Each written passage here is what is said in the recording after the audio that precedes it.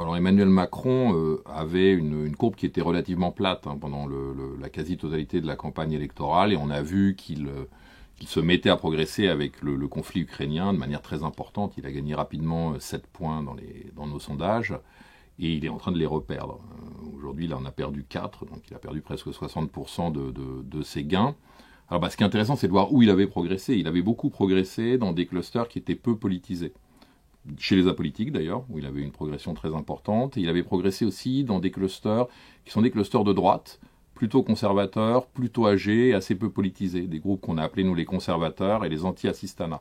Et dans ces groupes-là, qui sont des groupes assez volatiles, assez instables, le président avait connu une progression très importante pendant le conflit ukrainien. Alors, probablement une demande de sécurité, une demande de stabilité, un réflexe légitimiste qui peut expliquer cette progression importante.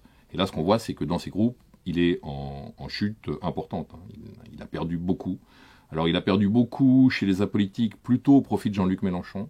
Et il a perdu beaucoup chez les conservateurs et chez les anti-Assistana au profit de Marine Le Pen. Donc, il y a vraiment, d'ailleurs, une logique entre la tendance baissière d'Emmanuel Macron et les tendances haussières de Jean-Luc Mélenchon, qui sont entre autres alimentées par ces groupes. Alors, ce qui est intéressant aussi à observer, c'est l'évolution dans un groupe de gauche modéré, qu'on a appelé les progressistes, et dans lequel Emmanuel Macron semble aussi amorcer une décrue.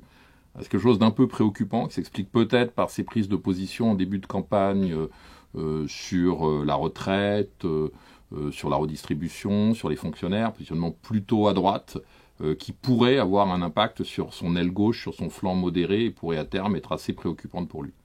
Donc en résumé, la tendance d'Emmanuel Macron est baissière, assez sensiblement, et pour l'instant, on ne sait pas jusqu'où cette baisse va s'arrêter, puisqu'elle est en cours. Donc il y a bien quelque chose qui se passe, et bien une tendance à la baisse, pour l'instant, du côté du président de la République en exercice.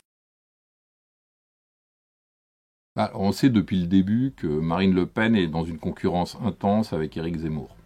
Il y a clairement eu, parmi les facteurs qui ont permis à Marine Le Pen de prendre le leadership sur cet espace politique, il y a clairement eu un effet de la guerre en Ukraine. On voit bien que la courbe d'Éric Zemmour commence à baisser avec le début de la guerre en Ukraine, et à l'inverse, celle de Marine Le Pen a tendance à progresser.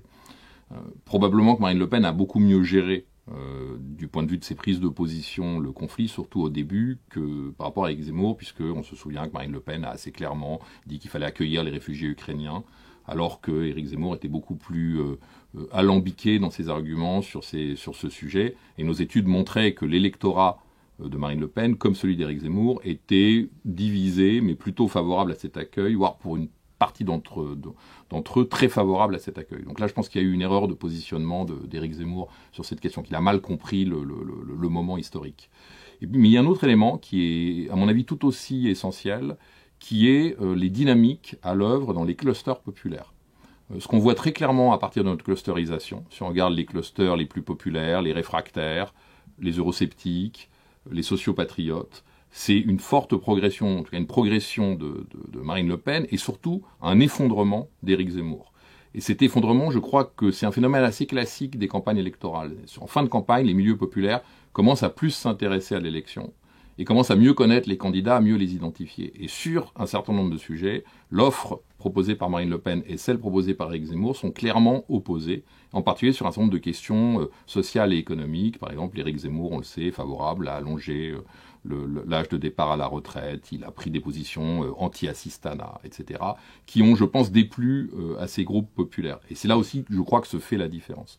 Et c'est la raison pour laquelle Marine Le Pen est dans une dynamique à la hausse, quand Éric Zemmour est dans une dynamique à la baisse, et ensuite il y a des logiques de vote utile qui s'enclenchent, ce qui explique que, par exemple, même dans un cluster comme les identitaires, qui était vraiment le socle de la candidature Zemmour, aujourd'hui, Marine Le Pen fait quasiment jeu égal. Donc on est bien dans une dynamique qui est très favorable à Marine Le Pen et défavorable à Éric Zemmour.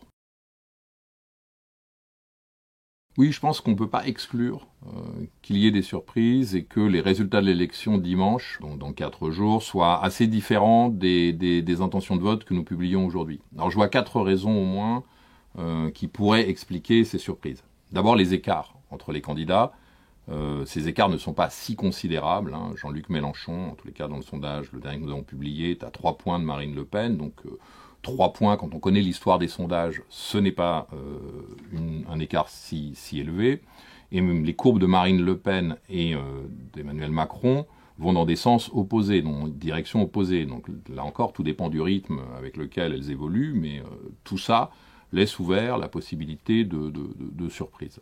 Ensuite, il y a un deuxième élément, qui est le nombre d'incertains. Il y a encore un nombre important de sondés qui se déclarent incertains quant à leur choix, environ le quart, et c'est beaucoup, à quelques jours d'une élection, donc cette incertitude existe.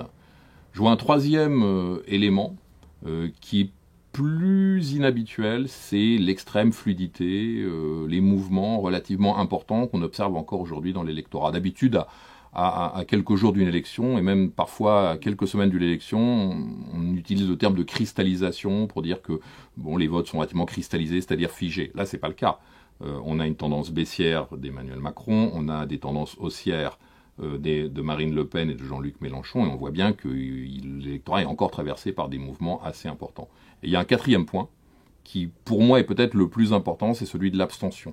En réalité, on a beaucoup de mal à mesurer avec précision ce que sera l'abstention. Alors on sait qu'elle sera sans doute élevée, mais elle peut être très élevée, elle peut être record, elle peut même être au-delà, très au-delà du record de 2002.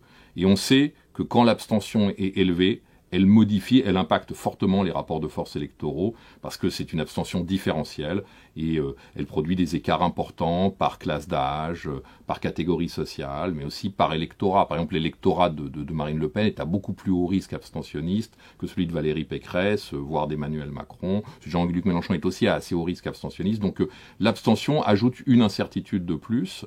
Et donc oui, tout à fait possible que dans les 4 jours qui viennent, les choses continuent à évoluer, à bouger, et que les votes réels soient assez différents des intentions de vote telles qu'on les mesure aujourd'hui.